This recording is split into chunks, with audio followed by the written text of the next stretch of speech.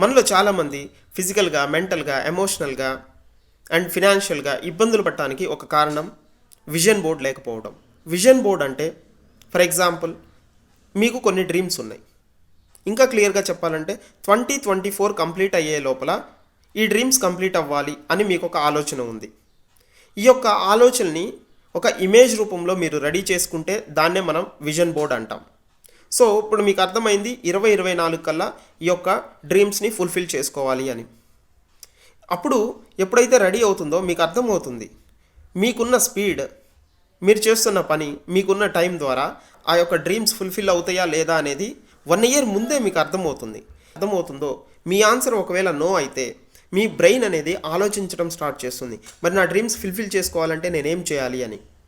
ఎప్పుడైతే మీ బ్రెయిన్ ఆలోచిస్తుందో డెఫినెట్గా దానికి ఒక ఆలోచన అయితే వస్తుంది, యాక్షన్ ప్లాన్ అయితే వస్తుంది. ఓకే, నేను నా డ్రీమ్స్ని ఫుల్ఫిల్ చేసుకోవాలంటే నేను ఇలా చేయగలిగితే ఫుల్ఫిల్ అవుతాయి అని మీకు అర్థమవుతుంది. ఎప్పుడైతే మీకు అర్థమైందో మీరు అప్పుడు స్టెప్స్ తీసుకోవడం స్టార్ట్ చేస్తారు.